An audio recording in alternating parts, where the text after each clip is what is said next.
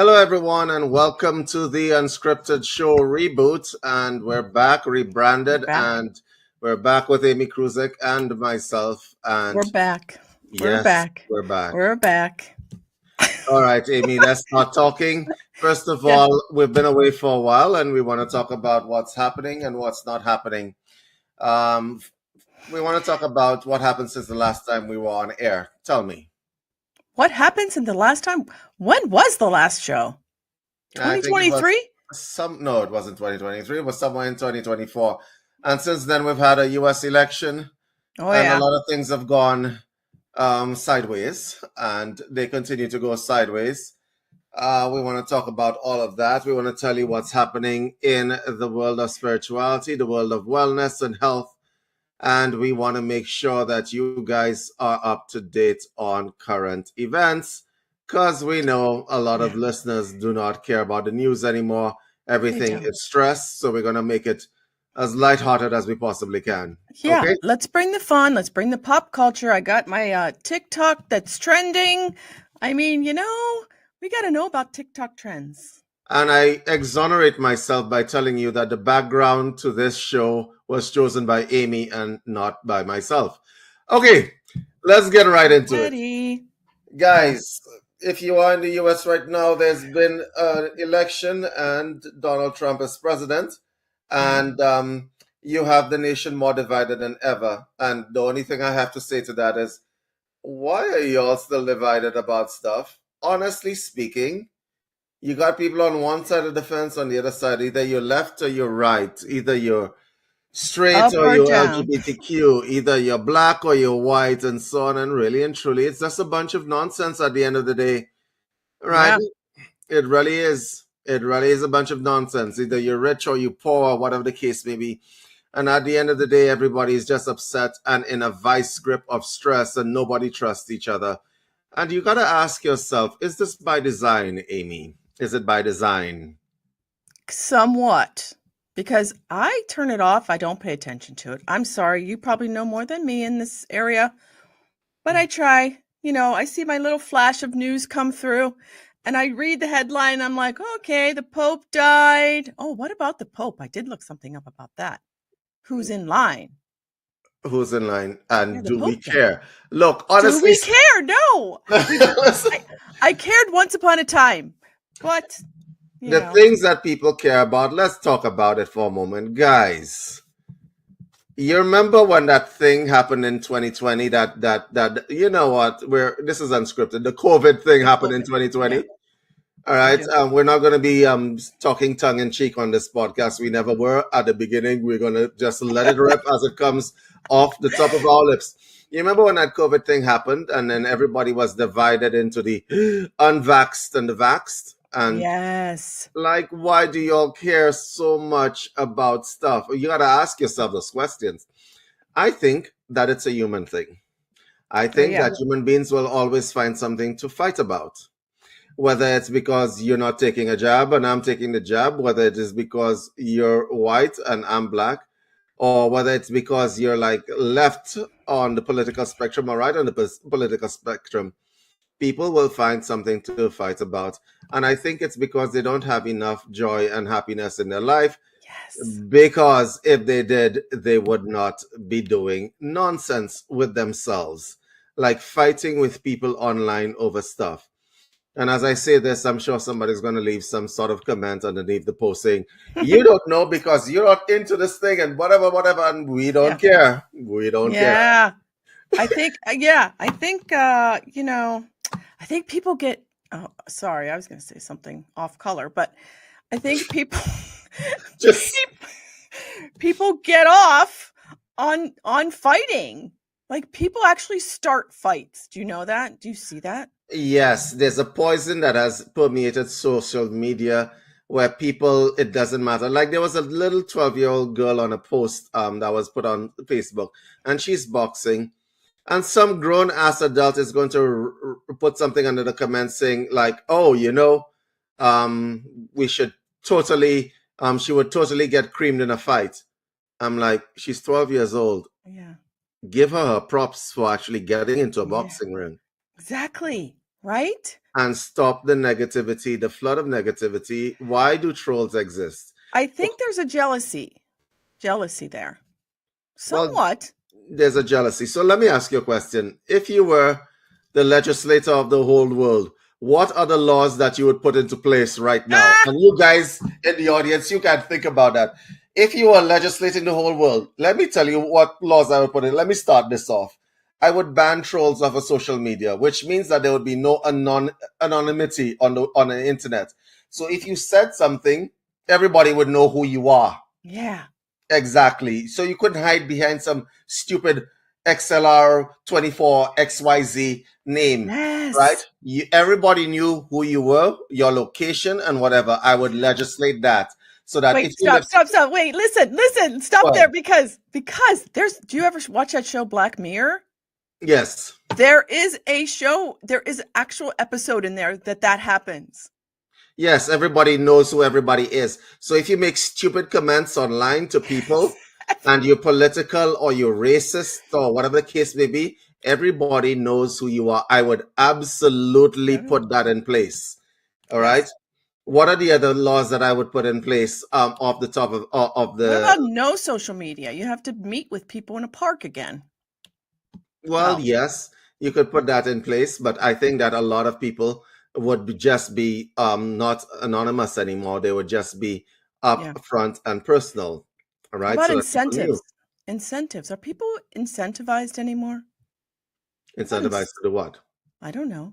Incentives like, hey, if you do this, you'll get a car. I don't know. You want to know another law I would put in place? That if you got drunk anywhere, immediate jail for you if you act Yeah. obnoxious. So, like there are certain kind of social annoyances, Yeah. right? That I would probably put it in place, like drunk people as an example, making themselves a nuisance on the highways and so on, endangering people's lives. Yes. Immediate jail for you. Yeah. What about the people that are like super that they just want to cause problems anywhere? I'm sorry. Yeah. Karen's got to go. Karen's got to Karen's go. Karen's got to go. Yeah. Maybe All right. change their name. Karen's got to go.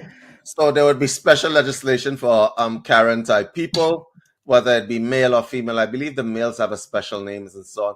They got to go. Ken and Karen's.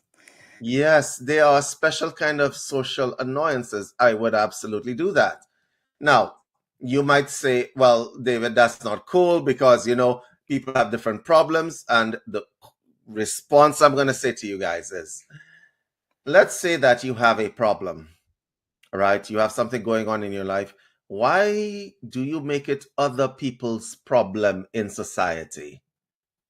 All Yeah. right? Why would you leave your house to cause trouble outside for some innocent person just going about their lives? Okay, we have enough stress in the society with different things, and we don't need any more of that. So I'd probably put that in place. And I would definitely legislate that rich people or famous people who want to cause a problem, yeah, there would be a tax for that. Oh, For a sure. tax. There would be a tax for that. If you want to say stupid stuff, yeah, we're going to tax you for that specifically. But then it's just my preference. I think that there are certain kinds of social annoyances which increase the stress in society. Yeah. All right. And they don't need to be there, and nobody's doing anything about it. Nobody is. Why? That's my question I keep thinking about. Why? I Why? I think it's because it's by design as well. I think Yeah, when people are fighting with each other, a lot of people stand to benefit. I know they do. personally some people who benefit out of people fighting with each other. Yeah. And so, Is yeah, that a learned behavior? I would think it's a learned behavior. I think as human beings, we generally tend to look at differences. And I hate to have to say it because this has been experimented on over and over again. If you guys just check the Milgram experiments, Oh, yeah. Stansfield experiments, you could just Google them on YouTube. You will see that we as human beings tend to bend towards the negative a lot quicker than we bend towards the positive. No one knows why that is, but it's a statement of fact. You can dispute it, but the evidence and the research suggest that human beings on the whole, when you cause any kind of fear, guilt, or shame, they bend more towards that than hopeful outlook. They get to the hopeful outlook after they go through the depths of despair. But just initially, this is why on social media, when you get on social media, you could be searching for stuff like, oh, cute kittens or puppies, and then you find yourself somewhere along the line in some sort of dark area of the internet Yes. where people are trying to sell you OnlyFans subscriptions or Yes. manipulated sites, and that is how it works. I'm sorry, That's that's what happened the to me. algorithm slides you to. That's Because happened to me. yep, that's happened. Yeah. I like, what? I'm like, wait a minute. I was just looking at something and it like porn shows up. What? Yes, and knowing you is because you put some innocent thing No, in there. my brother sent it to me. My brother sent me something and it was like, what? He would never. I don't know. Yeah, yeah. It It's depends on how you search because there's so yeah. many colloquials in there, so you're Yeah. gonna end up there. Guys, look, unfortunately, this is the world that we live in, which brings us to the next issue. So, how are you guys doing in terms of the finances? It's going well? Because apparently the world has gotten a lot more financially stressful, Yeah. which is why people no longer participate because you guys are worn down, a lot of them. And it Yes. started from COVID, and people are worn down and they're tired and they just don't have the energy anymore to engage. Okay. And honestly, I think that has a lot to do with people just wanting to give up on life. Yeah. Yeah. I agree. More suicidal things too have happened Yeah. where people just are like, I can't take it anymore. Yes, there are a lot of people who are out there who no longer want to engage in society. Yeah. And so what they're doing is they're trying to get to a stage where they're just okay. They're Yeah. getting to that freeze stage. A lot of people are in a freeze stage. They're no longer engaging. There's no enthusiasm, no more happy outlook to life.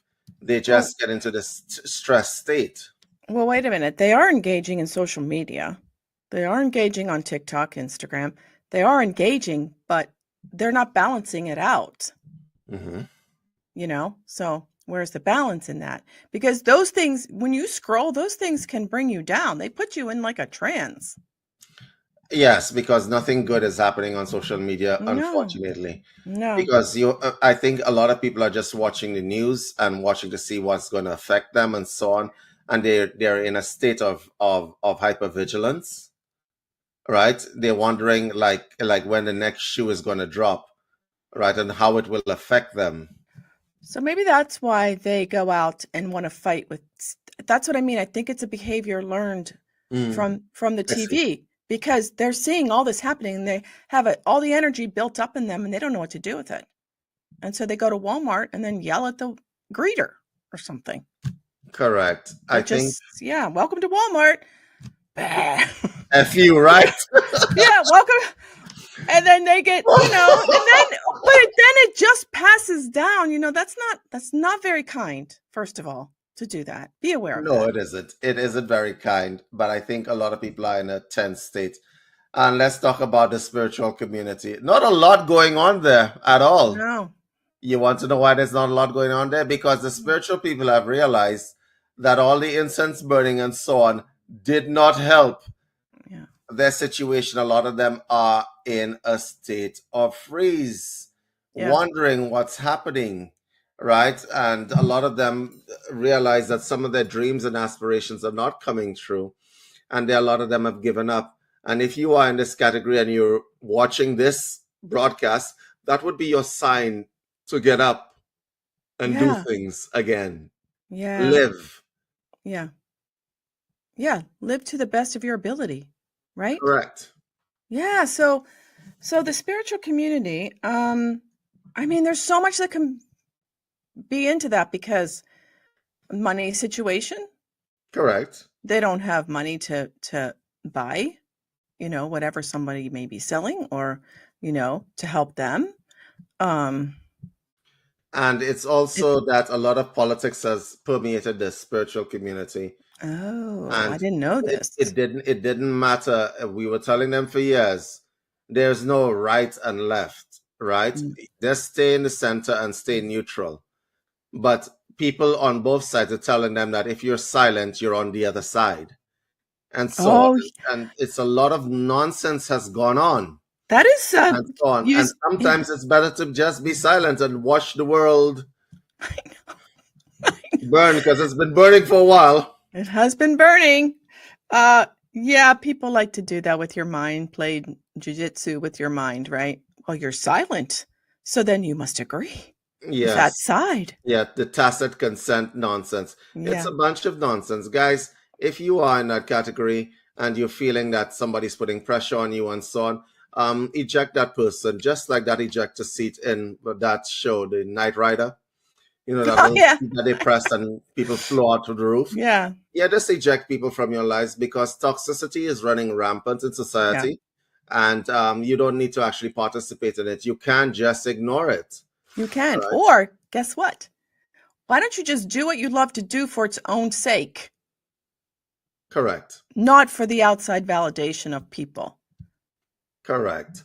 You know? Which brings us to the next issue. Yeah. And I think this has a lot to do with the state of the wellness community, whether you're on the conventional side and you're a doctor or a nurse, or whether you're on the spiritual side and you're a Reiki practitioner. They are suffering from, how should I say, a decrease in wellness. It's a fatigue that happens to wellness people, right? That they can no longer talk anymore. And I certainly have experienced it. It's kind of like a mild depressive state where you no longer want to engage and so on. You don't have the energy for it. People have gone into that frozen state and they are not engaging anymore, generally speaking. Now, let me tell you how I feel about that. If you are in the wellness space, you don't get the luxury of giving up. You certainly shouldn't give up on your clients or patients. Mm-mm. You shouldn't do that. And you shouldn't give up on advocating for patient agency, wellness, and health. But if you are in that category and you're feeling the burnt out, the fatigue of the family, the fatigue of your job, of the fact that your money is not going too far for whatever, the best thing to do is keep on moving. Mm-hmm. Because if you stop, that's a slippery slope down Mm-hmm. the hill of apathy. And once you get to the bottom of that hill, you no longer care about anybody. You are no longer a wellness practitioner. No. You're just actually serving the illnesses that are running rampant in society, whether they be mental illness or any other physical kind of illness. I don't Yeah. know what to say where that is concerned. Because sometimes when you're down that like apathy road, you turn to different things like food to relieve that. Hmm. You turn to different things. So you're just couch potato, you just sit in daze, instead of moving, like motivation. Correct. Motivation is important. Even if you don't feel like it. Like I have alternate people that I talk. I have Yes, because you have a PEMF mat in your basement. That's I why, do. Amy. Anyway, Well, I mean, I just think that you've got to motivate yourself because no one else is going to. correct. Yeah. Correct. And we're here to motivate you until you get up and move. Because we've been through that. I mean, speaking about me. Like, Which brings us to the next topic on the docket to talk about. Let's talk about the fact that society is becoming 100% more toxic. How do you feel about OnlyFans, Amy? Is it something that you approve of? You think that it's good for society? You think there should be more OnlyFans accounts? okay, so I have a story, but I'm going to tell you that off air because I wanted to tell you this story off air. But what led me to this was I had a conversation with somebody. Mm-hmm. Okay. And anyways, I was talking to my daughter who is in her 30s. She's 30. Mhm. And she took me down the rabbit hole of OnlyFans. Oh, good. Let's hear it is. Well, apparently, if can I'm gonna laugh because No, apparently we're not editing anything out of this broadcast, so okay, you might as well let it go. apparently Mhm. when men or women, maybe, I don't know, she was mostly talking about men because I was talking to a woman. Apparently, if men want to see pictures of your feet, Mhm. it's if you want an OnlyFans account. Mhm. Okay, that's not only what they want. You have to do other things with your feet in order for them to pay you. Is this true? I have no idea. You I don't. have no. Okay, Why wait. would you think that I would know? I don't Listen, know. Wait a minute. Wait a I minute. have So no idea what, but from what I can gather, people yeah, who join OnlyFans, they do it for the money. yes, that was the conversation with this woman. And I'm like, really? You would do that? You would do that? Okay. Anyways, I'll tell you later about that. But I have a so question. yeah, How is this different from prostitution? it's not. It's not. So now prostitution is now legal. Okay. The next question is, how is it good for society? This is the unfairness that I Oh, find. I know what. Wait a minute. Wait a minute. Okay, prostitution. It's the old have sex with somebody and that's it, right? Hmm. This has gone down a deeper and you get paid for it. Hmm. Okay, just from what I see in movies and whatever. Okay. So, the problem is OnlyFans, well, there are prostitutes that are 18, but Hmm. the legality of that, like the young girls are doing this and young Meaning men. what? You mean like the 18-year-olds? Yeah, but I guess they're of age, supposedly. Yeah. Okay, so prostitution was, yeah. I don't know. I This is think a this is what hmm.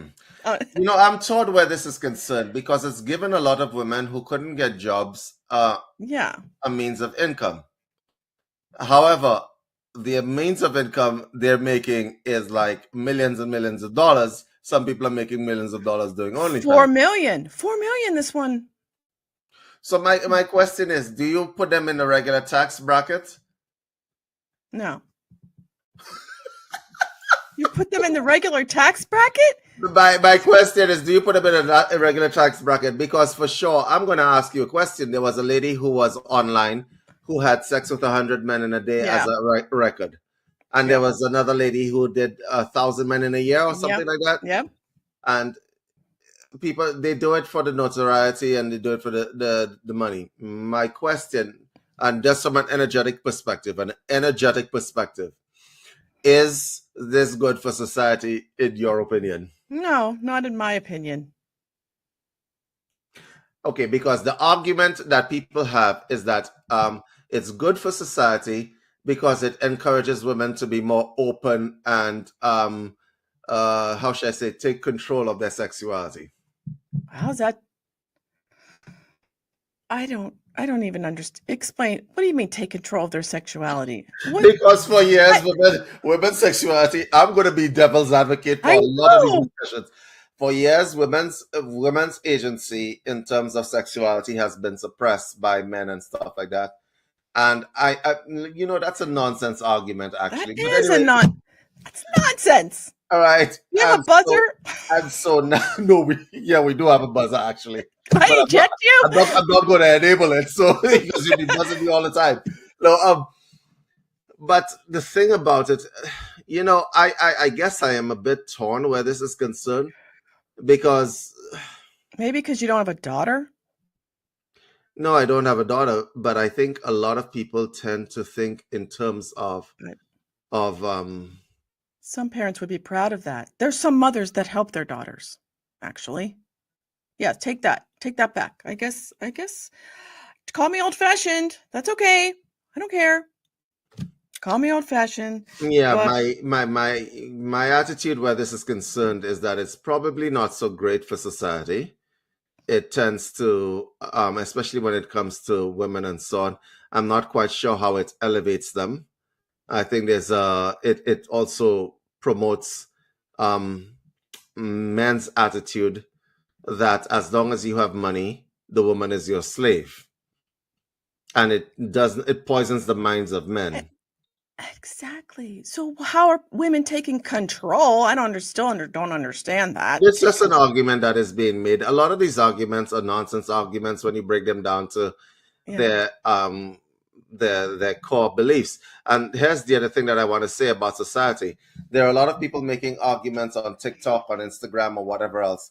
They never expose themselves to a real debate. Like Amy and Yeah. I, we debate all the time. We don't Yeah. agree on anything. Right. Right. Amy and I, we debate all the time, but at We least do. we expose ourselves to debate to see the other side of the equation. Yes, which I don't But mind. Yeah. but people in society have become insular in the way that they present their belief systems. They prefer to go into echo chambers, and this is actually a complaint I had with the spiritual community. They're all hiding in little groups on the internet. Yes. They don't actually expose themselves to any kind of debate. And a debate does not have to be toxic. We debate all No, the time, we do. We do. We right? agree to disagree. More disagree than agree. But Amy and I debate all the time. But here's the thing: we understand that not everything you will agree on, No. and but we expose ourselves to the debate. One of the things that I wanted to do was have canonical priests, like an Anglican priest or whatever, a Christian, come and debate spiritual people on their belief system. Yes. That would have been a good idea, right? Oh, that would have been.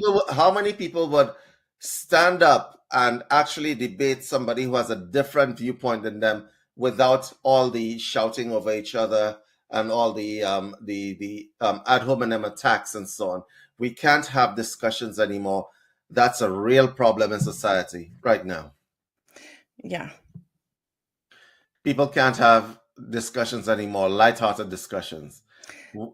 So like we usually end up arguing with each other due to the fact that there's nobody who actually has a different point of view. Let's say for example, we're gonna play this out, Amy. Okay. I'm going to Oh I'm God. going to be the canonical priest because unfortunately I am right. I'm going to be the canonical priest, and you're going to be the spiritual person. So I'm going to tell you that in my belief system, Jesus died for our sin. It is the established religion. It has stood the test of time, and all your belief systems came from break off from the Catholic Church, actually, right? That took all of our esoteric beliefs, misunderstood them, and came up with all this weird aberrations of universal primal force and all that stuff. Right? You. That's what I think. That's what I believe. I am not good at this religion stuff. So, what am I supposed to be saying? Because I was raised Catholic and I never really took it in. So, what I know about Jesus is that it wasn't that he died for our sins, it was his consciousness that he brought on earth. And Okay, that what does that mean? I know. Spiritual person.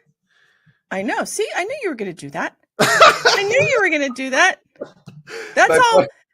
It's the energy of Most spiritual people see, I tend to can't even. suggest that this concept of Jesus is a fable. Oh, Okay, it's a fable. No, I don't think it's a fable. so it's a fable. There was no Jesus Christ. The concept of a malevolent God is offensive in and of itself, etc. Yeah, And the no. canonical priest will tell you this kind of belief system has stood the test of time, and your belief system, which is more recent, although the spiritual person say no, we predate you, right? Is very complicated. And really and truly, that's a valid argument on the part of the canonical religions because spirituality is, it used to be that You believed in a being that's above you, you get into that and so on. But now you have complicated spiritual beliefs, you know. It's no longer dance around the fire. It's like draw the sigil this way and turn it this way and make sure it's at a 90-degree angle, because if it's not a 90-degree angle, it won't be perfect, okay? And you have a bunch of these people Oh, who are out there making things more complicated than they actually need to be. yeah. I don't think that I'm a spirit. I don't know if there's any spiritual community really that I follow. I think I follow my own. Sorry to say.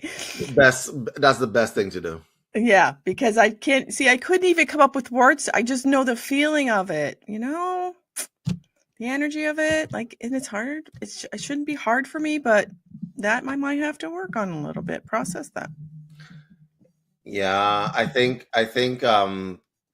even in the spiritual community there's politics and people attacking each other, and this has been the same all throughout. And I think that um just the general concept is becoming like a little bit offensive all around the fence.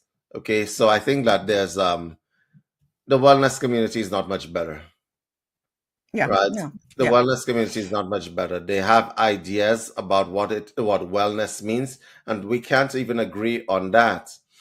So for people who are in the wellness community, they say that wellness is a state where you are of sound body, sound mind, and you are engaged in society. Uh, Um, what society? You mean the one that we just discussed, where there's yeah. fear and toxicity rampant? No, it might be that wellness might be staying at your home, keeping Okay. out of trouble, Yeah, keeping your head cool. that's right. Yeah. It might be that, or being content with your nuclear family and your small circle of friends. That's it.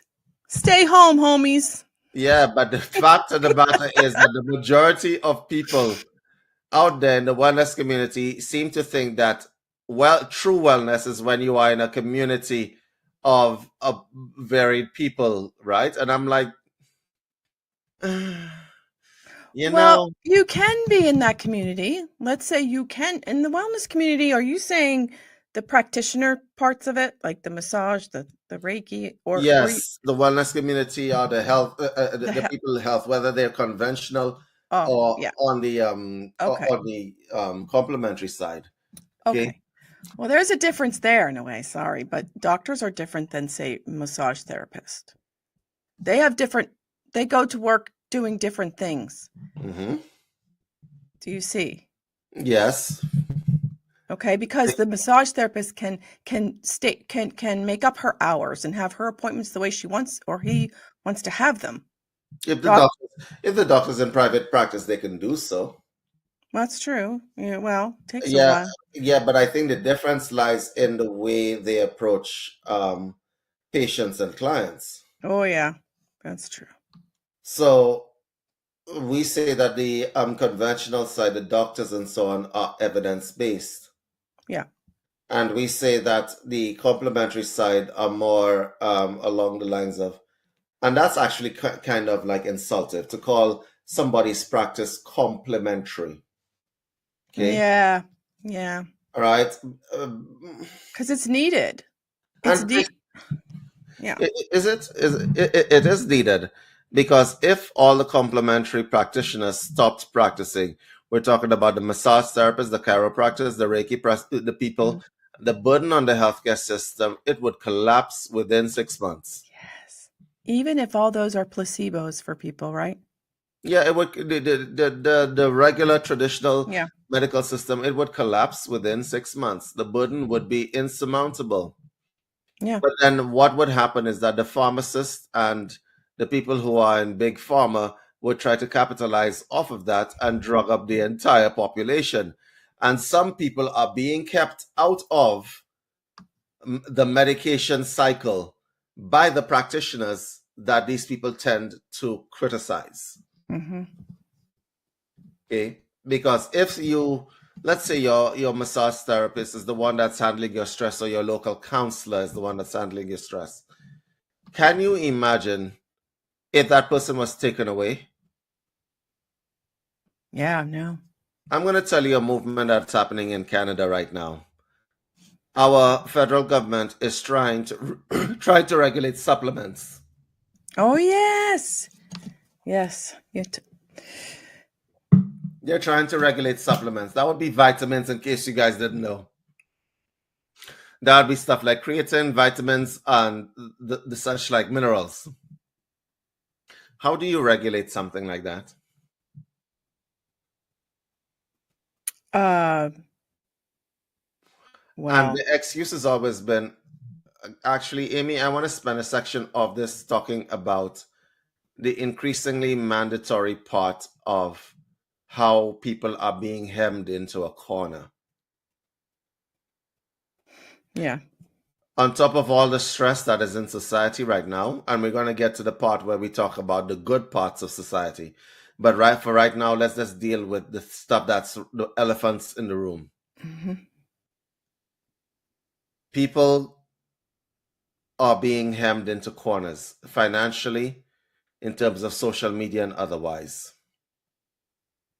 It used to be that you had a phone, you picked up the phone, you got your banking information and so on. Now you have two-factor authentication. Yeah. Now, that was supposed to be, we're trying to protect the public's privacy by putting this thing in place, which is a barrier so that hackers can get your information. Okay, that's fine. Not a problem up until the point in time when you're telling me that you're going to send a code to my phone to force me to keep my phone on me all the time. So anywhere I go, you're sending a code to my phone. I have to keep my phone on. I have to keep it close to me because that's where you're going to send it. Yeah. Why? Why can't I just give you my email address? You send me an email so that I can access my stuff from the computer. Right? Why can't I do these things? So this is basically what's happening. So it forces you to keep your phone on. And if your phone is on, you're going to go to social media and get your daily dose of poison. It's like they're working together. Correct. Yeah. So that's not bad enough. You're going to tell me that you're going to regulate a whole bunch of things. So you're going to regulate certain professions, especially the complementary professions, so that the people that I would get relief from can't do that anymore. And now you're going to regulate supplements like vitamins and minerals and stuff like that, so that you are hemmed into this thing that says that you need to go through certain channels to get certain kinds of um health products. Yeah. Horrifying. It's horrifying. This is the world that we are living in. And I always wonder what's in the works coming down the pipe. Yeah, there's always something else coming down the pipe, which is They're all what has people in a state of freeze, because they keep putting more and more restrictions, more and more legislation on people. And I have a theory about certain things, because this is a kind of gradual encroachment on human freedoms. About 60 years ago, a guy named L. Ron Hubbard, Mhm. he's the guy who created this concept of Dianetics, Yeah. and he predicted that nation states would keep encroaching on the citizens' freedoms bit by bit until the citizens had no choices in anything.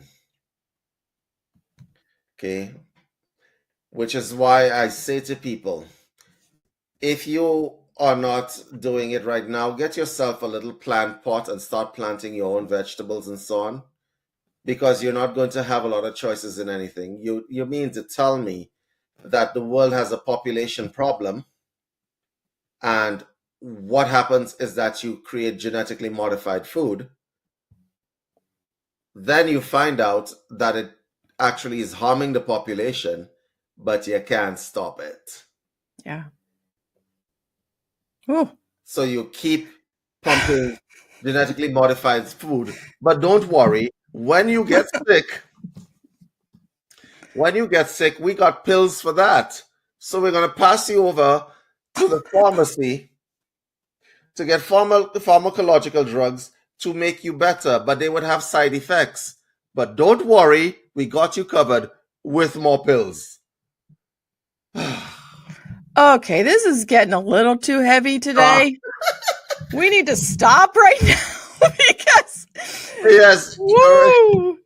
yeah, I but can. this is what we live in. The I good parts know. of society right now is that there seems to be a resurgence where people are actively resisting this stuff. Yeah.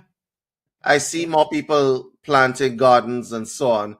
I see more people out, well, especially where I live, Yeah. right, in active resistance against this stuff and not bowing to a lot of stuff anymore. Okay, and a lot of people no longer trust certain organizations, and I can't blame them because I No. don't trust them either. Yeah. That's all. It's all discernment. You can create your own reality in a You way. can. So go do that. You Create your can create own your own reality. reality. You can. Yes.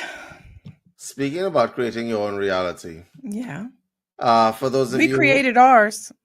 we did, we certainly did. We Right. created ours. It pays to have somebody that doesn't take things too seriously around you, because this is basically it's kind of like food for the soul, because if you take things seriously and you really pay attention to everything that is happening, things can get pretty dark very, very quickly. Yeah. Just flush it all. Flush it. Flush it down the toilet. Bye. Bye. I was about to ask a question, but I'll ask that. Don't. Right. So, guys, that's basically what we want to talk about. Yeah. In terms of creating our own reality, first things first, in case you guys have not seen on social media, we are putting out a number of things which would be of interest to you. The first thing that we're putting out is the Seeds of Harmony. We've created a little bit of a galactic history of the universe, and we're going to be putting it out on social media. It's Yes. purely for entertainment, but you guys can actually look at it. We also have a number of courses that are in the works right now. One of the most popular of our courses right now is the empowerment of caregivers and pain management. So for those of you who are looking after people who are elderly, as an example, or people with health crises who require special care and you don't know where to start, we have that on. We've already completed that course. You guys can take that course and it will tell you where to start, how to manage the healthcare system effectively and not get tripped up or lose your agency as a patient or as a caregiver when you're dealing with your loved one to the medical system or any other system for that matter, the insurance people or whatever the case may be. Yeah. We also have a number of AI products which we've put out. The most popular of them being Dream Pro. Oh my God. Oh my God. And Spirit Pro. Correct. These two have been quite useful to a lot of people. Yes. And they're quite amazing apps. So if you don't know what these apps are, you need to go back and check it out, because if you are in the wellness space, you definitely can benefit from having those apps for sure. Okay, tell them the next one that's coming out. It's The next color one of that is my coming wall. out, the next app that's coming out real soon is an app that we utilize for the wellness practitioners. If you're an energy healer, whether you use crystals or whatever else, the app will actually give you the formulas to assist your clients. Yes. So you don't have to think about it too much. What is the name of that one? We're calling it Amethyst. Amethyst. AMYTHYST. Yeah. We're calling it Amethyst. And so I had to fight for that one, guys. I had to fight for that one. Yeah, you did. You really did. Right. And yeah, so this is basically what's going on. We're back on air, and if you guys have any feedback for us in terms of things you would like us to cover, because there's nowhere we will not go. Yes. We're not Yes. that kind of podcast. I don't care about getting canceled, banned, censored, or whatever the case may be. We really don't care. And We do this for the love of it. yes. And if you're new to this show, welcome, everybody. Welcome to the chaos, the calm. We'll give you whatever. We're candid. Don't pass judgments either, right? Right? Like, we're just here to have fun. We're just here to have fun, correct. And we Don't will hold not anything against us. yeah, and none of these shows will be edited either. So, I guys, know. you will not be edited. Welcome to Unscripted. We were happy that you tuned in, and we hope Yeah. to see you soon. Okay? Until next time, keep it unscripted. Keep it unscripted. Yes. No censoring allowed. Oh, and since I brought my daughter's name up today, or brought my daughter up, Mhm. go check her fantasy jewelry that she hand makes and handcrafts. Talk about she could live on her own. Right. Give them your daughter's Instagram or website, please. Yeah, mageofmetals.com. She actually carves and creates her jewelry. It's not manufactured over in China, nowhere like that. And it's fantasy jewelry. So fantasy, I'll leave that up to you, whatever you think fantasy is. But go check her website out. All right, guys. We'll see you in the next episode. Okay. Take care. Bye.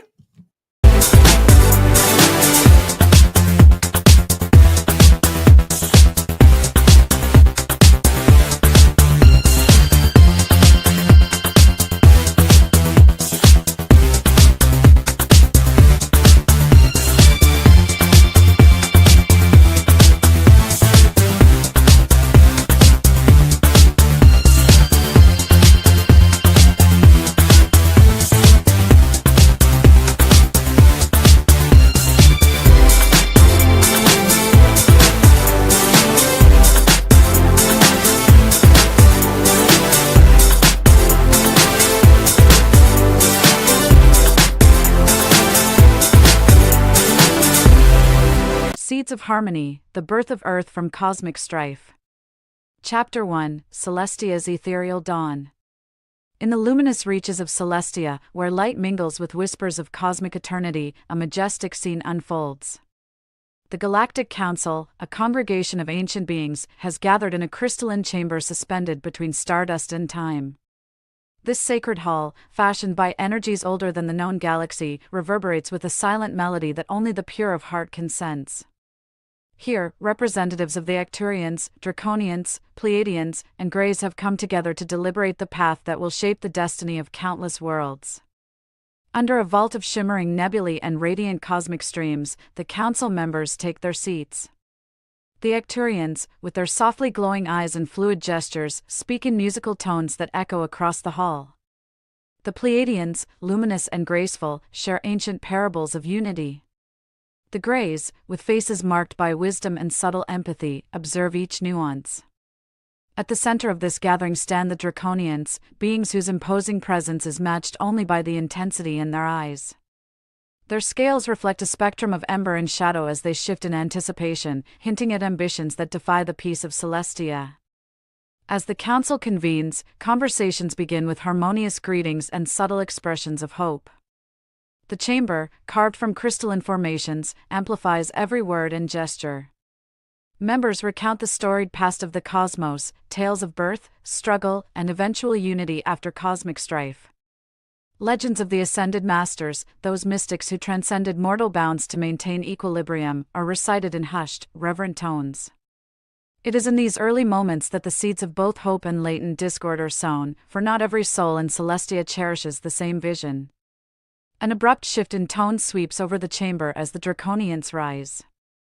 Their leader, cloaked in hues of twilight and flame, projects a voice that vibrates through the very foundations of Celestia.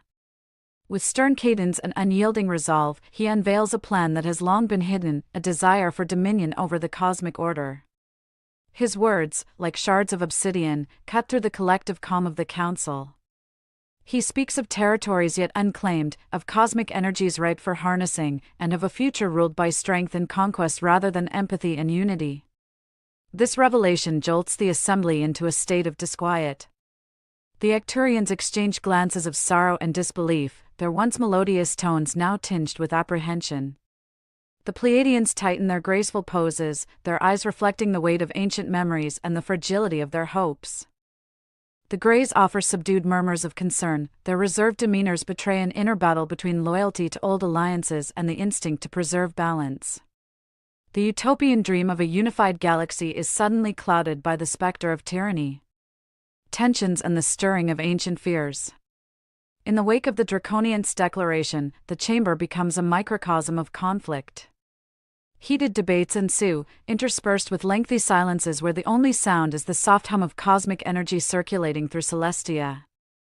One Arcturian elder recalls ancient transgressions by similar ambitious forces, warning that unchecked dominance inevitably leads to a fracturing of the cosmic tapestry. A Pleiadian seer, whose luminous eyes seem to peer into the depths of time, warns of the avalanche of consequences if the Draconians' ambitions are allowed to manifest. These voices, laden with the wisdom of millennia, strive to remind the Council that the cosmos flourishes through cooperation, not conquest. Under the ever-watching gaze of cosmic statues sculpted by long-forgotten celestial artisans, the deliberations venture into deeply metaphysical realms. Questions arise: can the natural order, a complex interplay of chaos and order, truly sustain the imbalances hinted at by the Draconians? What role do the Ascended Masters play in a destiny destined for upheaval? With every questioning glance and fervent appeal for restraint, the ancient specter of war looms larger, its shadow darkening the brilliant aura of Celestia. The call of the Ascended Masters. Amidst the clamor, a moment of sublime silence befalls the assembly. An ethereal light emerges in the far recesses of the chamber, heralding the arrival of the Ascended Masters. Cloaked in shimmering garments that seem woven from pure starlight, these timeless entities step forward with eyes that contain the wisdom of countless galaxies. Their presence is a reminder of a balance that transcends individual ambitions, a cosmic pact formed eons ago to ensure that no single force could overwhelm the universe. The Ascended Masters speak not with words but with an aura of serene authority. Their silent communication washes over the Council, a reminder that the delicate equilibrium of existence is interwoven with threads of compassion, sacrifice, and mutual respect. Their influence is palpable, instilling both calm and resolve among the assembly.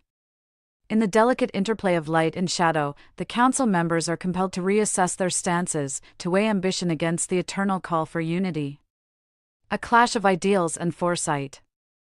Within the crystalline hall, subgroups form as ancient rivalries and new allegiances take shape. The Draconians, emboldened by their leaders' defiant vision, argue that a galaxy governed by the strong and unyielding is the only path to progress. They speak of cosmic order achieved through decisive action and unchallengeable control. Yet, their words conflict with the enduring lore of an interconnected cosmos, where strength is most potent when combined with wisdom and compassion. The Pleiadians and Arcturians advocate for balanced evolution, insisting that cosmic progress is inherently intertwined with the well-being of all beings. A Grey's diplomat, soft-spoken yet resolute, recalls moments from the distant past when the galaxy teetered on the brink of chaos, only to be saved by a collective effort symbolized by the guidance of the Ascended Masters. His voice carries the weight of history and the sorrow of loss, urging the Council to heed the lessons of former ages. Each argument, each rebuttal, builds a tapestry of cosmic philosophy where unity is the only shield against impending destruction. Celestial dialogues and hidden agendas. Interwoven with the debate are subtle convocations of ancient magic and esoteric lore. The chamber is filled with symbols that flicker with cosmic energy, reading like an arcane script that only the initiated can decipher. The Arcturians invoke the ancient rites of starlight communion, summoning visions of the primordial forces that birthed the universe. The Pleiadians recount the songs of creation, their voices lifting in a harmonious cadence that resonates with the soul of every council member. In contrast, the Draconians advance a doctrine marked by ruthless efficiency and the promise of a singular, implacable order. A tension not merely of opinions but of existential values fills the air. It becomes evident that this council is not just about political governance but a clash of souls representing divergent cosmic expeditions. The deliberations grow in complexity as subtle alliances are forged and hidden agendas come to light. What started as a peaceful assembly now transforms into a crucible where the very essence of cosmic destiny is put to the test.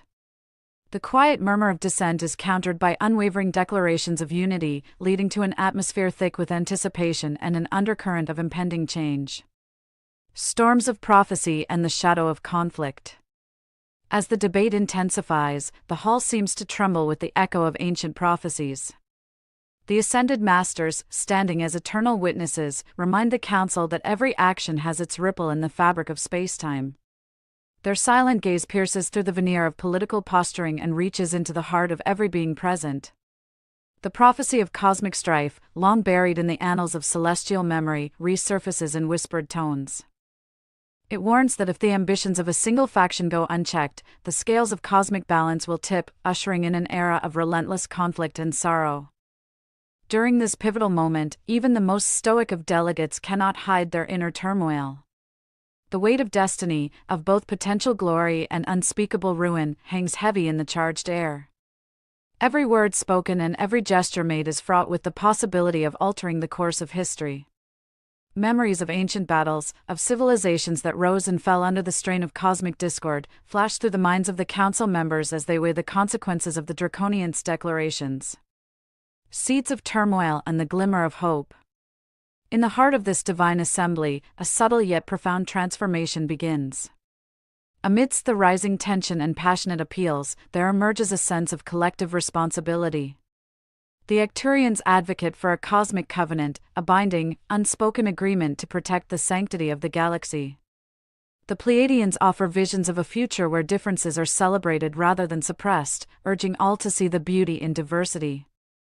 The Greys, drawing on an ancient reserve of pragmatic wisdom, suggest that the only way forward is to integrate the strengths of all beings while vigilantly guarding against the dark allure of dominance.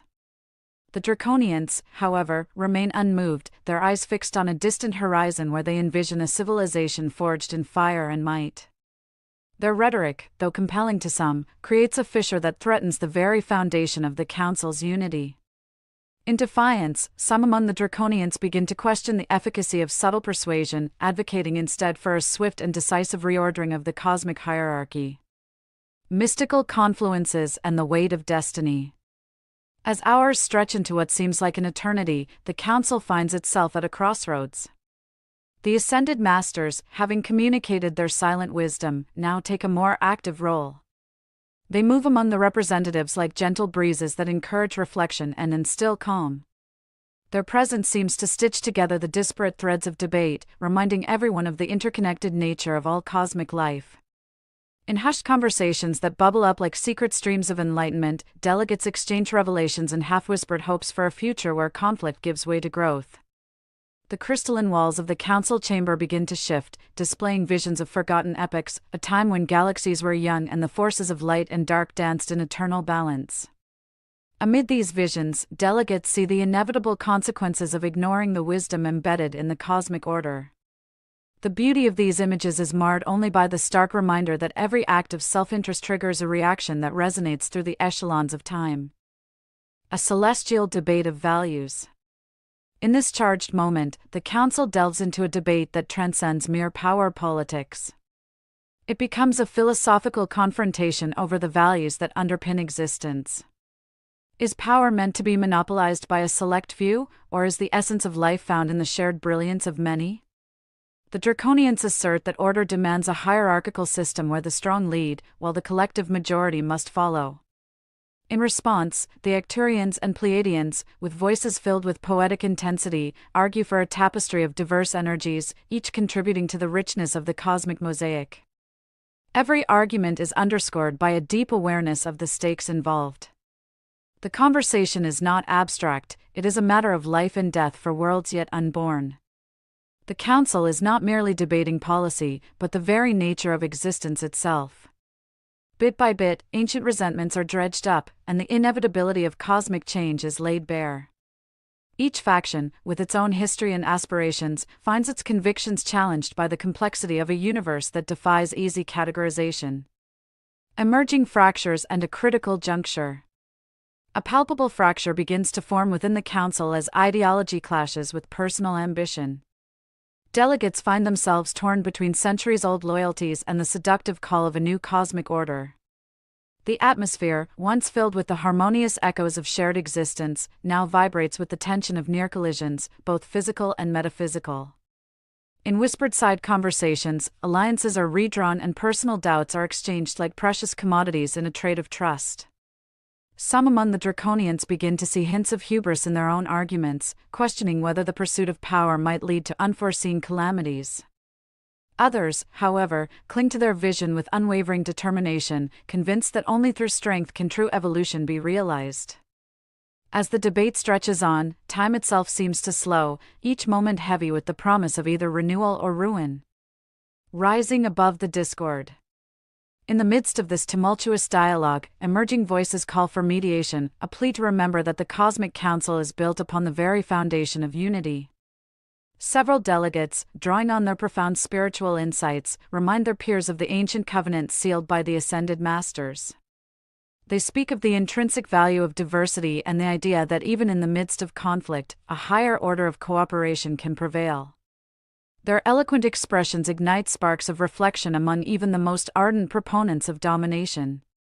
Celestial echoes resound as the chamber fills with a chorus of gentle yet persuasive affirmations.